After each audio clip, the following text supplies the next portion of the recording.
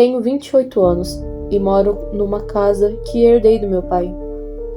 Ele enlouqueceu depois que minha mãe desapareceu quando eu tinha 7 anos. Depois disso, ele transformou nossa casa numa fortaleza e fazia rituais estranhos para afastar coisas ruins, como ele chamava.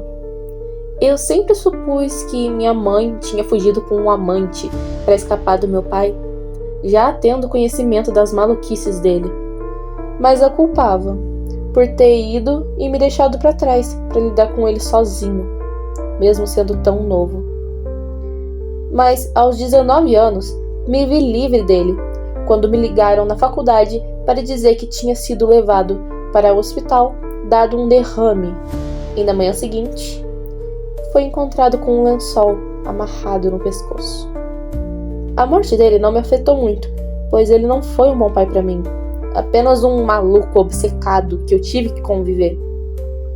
Com a casa em minha posse, derrubei aqueles muros que bloqueavam minha visão da reserva natural que tinha perto de casa. Depois de tantos anos, finalmente senti como se estivesse realmente respirando. A casa era grande e perto das férias eu estava planejando dar umas festas, mas mudei de ideia quando algo estranho começou a acontecer. Era 1 da manhã quando eu ouvi pela primeira vez. Soava como uma conversa entre duas vozes esganiçadas, e elas falavam numa língua que eu nunca tinha ouvido antes. O som vinha da minha janela, e quando me levantei para ver, pude ouvir o que parecia como se alguém estivesse tamboreando os dedos na madeira da janela. Me apressei para abri-la e nada. Na verdade, havia sim algo. Rastros de terra, mini pegadas. Gnomos? Eu disse baixo, num tom irônico. Assumi que eram esquilos e ignorei aquilo. Mas se tornou recorrente. Todos os dias, pontualmente, às 1 da manhã, as mesmas vozes. E isso começou a atrapalhar meu sono, o que me afetava muito. Em uma dessas noites, eu dormi com as persianas levemente levantadas e jurei ter visto um rosto, o que me alarmou ainda mais e piorou meu sono. Consequentemente, pela manhã, minha cabeça não funcionava tão bem, e eu esquecia onde eu deixava minhas coisas. Tive que fazer outra cópia das minhas chaves porque minhas originais eu perdi. Esqueci meu iPod em algum lugar, sumi com meu par de tênis favoritos e uma das minhas camisetas mais caras também tinha desaparecido. Eu estava ficando louco com isso. Decidi instalar uma câmera do lado de fora da minha janela para ver o que diabos estava me tirando sono. Incrivelmente, eu dormi naquela noite. E, quando acordei, fui direto olhar as gravações. E eu não podia estar mais horrorizado. Eram criaturas pequenas com um corpo animalesco, mas o mais bizarro deles era o rosto. Eles vestiam algo como uma máscara humana, com pinturas ao redor dos olhos. Eles olhavam pela janela e se comunicavam, como se estivessem me observando. Mas algo estava errado porque minha janela estava coberta, então como eles me veriam? Mas eles notaram a câmera e a última imagem que eu tenho é de um deles avançando na câmera, fazendo um som grotesco, enquanto o outro, bem lá no fundo, ia em direção à floresta. Eu levei até a polícia, mas eles não acreditaram em mim, mesmo com as imagens. Me questionaram se aquele vídeo não era montado e quando eu insisti que não, eles concordaram em fazer rondas noturnas.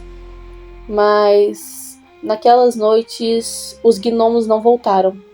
Sem uma real ameaça, os policiais riram de mim e pararam de rondar, mas eu ainda podia sentir. Aqueles bichinhos estavam por perto, observando. Eu teria que me virar sozinho. Então, me lembrei. Será que meu pai sabia? Me recordei dos rituais que ele fazia. Passei anos assistindo ele fazer. E de repente, ele não parecia mais tão louco assim. Sal grosso, eu disse quase sussurrando. Sei que é clichê, mas era o que ele mais usava.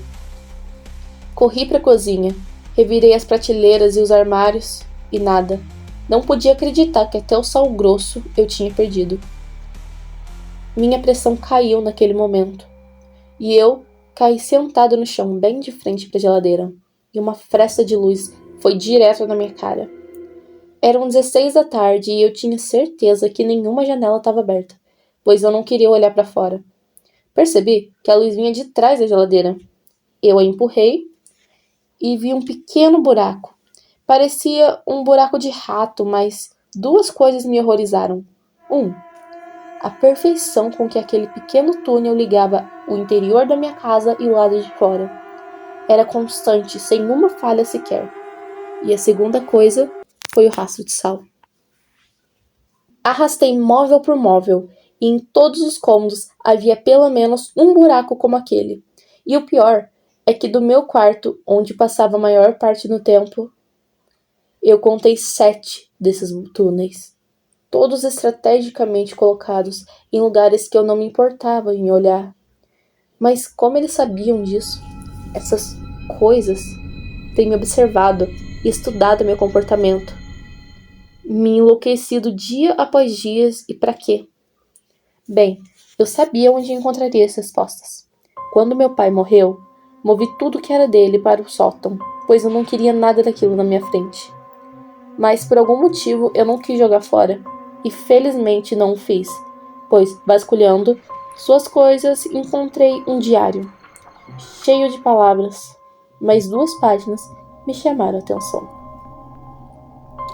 11 de novembro de 1981.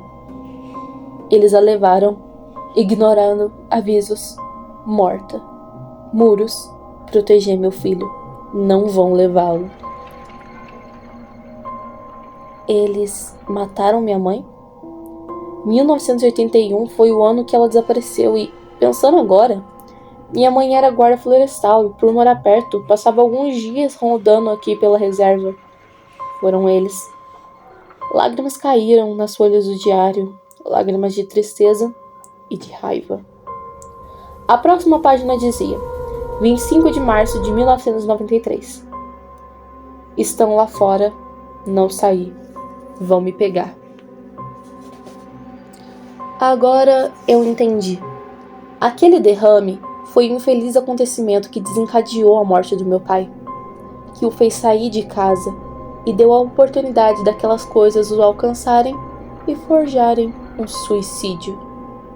Então, eles eram inteligentes. Eles sabiam o que estavam fazendo. Por isso eles estavam me estudando. Eu era o próximo. Fechei o diário. Eu devia acabar com aquilo. Peguei o rifle que era do meu pai, que ele me ensinou a usar quando eu tinha 10 anos de idade. E decidi que aquela noite era o fim. Saí de casa e fui em direção à reserva. Pulei a cerca e fui mata dentro. Meu relógio de pulso marcava 18 horas e 1 minuto. Era pôr do sol. Mais à frente, eu comecei a gritar, dizendo para aqueles bichinhos virem até mim. Mas parei quando vi um crocodilo.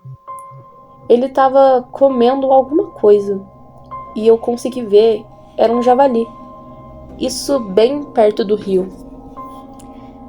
Naquele momento, eu soube que eu tinha caído na armadilha deles e me arrependi profundamente de estar ali. Gnomos não são seres fofos e amigáveis, não são criaturas dóceis e mágicas. Na verdade, são seres astutos e sanguinários. Eu soube disso quando vi minha camiseta enrolada no javali, meu tênis, minhas chaves e meu iPod apoiados em uma pedra na beira do rio, e fui atingido na cabeça forte o suficiente para cair. Pude ver aquela máscara assustadora de novo.